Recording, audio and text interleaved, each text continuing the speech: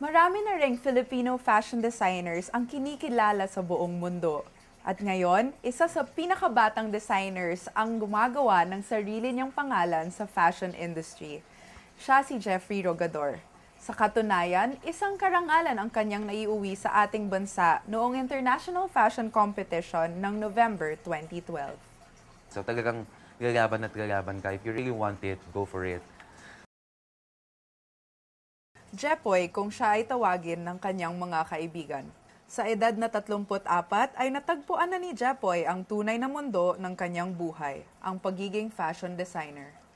Please tell us about your childhood. Did you always want to be a fashion designer? Yes, since I was 3 or 4, I started drawing sa mga pader ng bahay namin.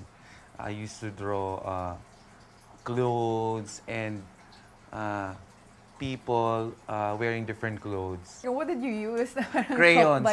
Hindi talaga siya nabubura. Minsan pentel pen. Third-year college lamang ang inabot ni Jepoy sa kursong advertising sa University of Santo Tomas.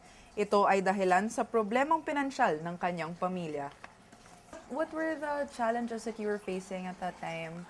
I have to stop because our business went down.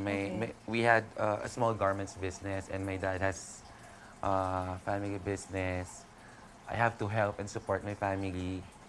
I wasn't able to finish my fine arts and I have to go to Brunei to teach art and craft sa mga bata sa international school. Okay. Yes. So I was there for 9 years.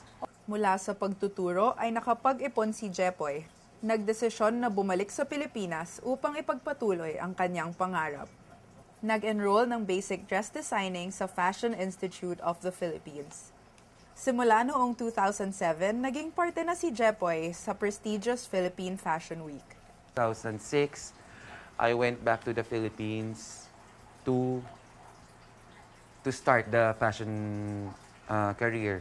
Yes. And then I opened, while studying in Fashion Institute sa Ortigas, I opened a store. May konting naipon, I opened a store in Rockwell.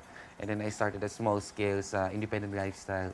I started with 30 denims. So doon na nag-start, tuloy-tuloy na, hindi na tumigil. So when was your first fashion week? How was that experience? Oh, fashion week. Siyempre excited na excited. Yeah. Parang pangarap yung lahat ng mga fashion designers. Nakaka-nervous kasi siyempre ang mga kasabay ng mga names, mga malalaki na. So, hindi ganun kadali mag-start. Mas madaming nervyos kesa sa talent. Okay. Ito yung nag-open ang door for your international competition. It's a great venue to position yourself as a designer. Kung ano talagang direction mo, kung mag-RTW ka, kung mag-couture ka, mag-menswear ka. And a lot of buyers and international press can view your works. Siya ang naging representative ng bansa sa Monte Carlo's Jean Session 2 sa Monaco na may temang Denim, The Friendly World by Young Designers. Since you won the Best Jean Designer Award in Monaco, what did you go through to get there? Tapos, ay, ang dami. There were, I think, 4 stages ng competition. First is to submit the entry with your sketches and your portfolio.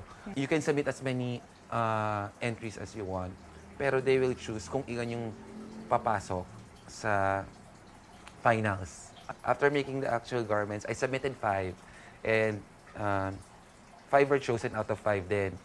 So parang simula January, every 2 months sila update.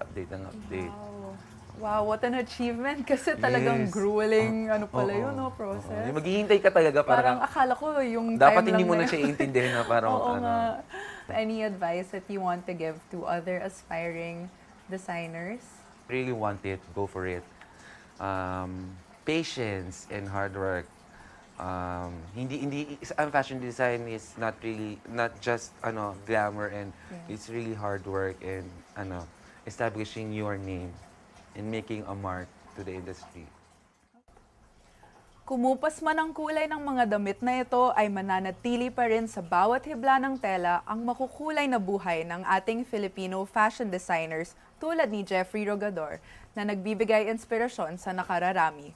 Hanggang sa susunod na pagkilala natin sa mga katangi-tanging Pilipino, ako si Carla Lizardo.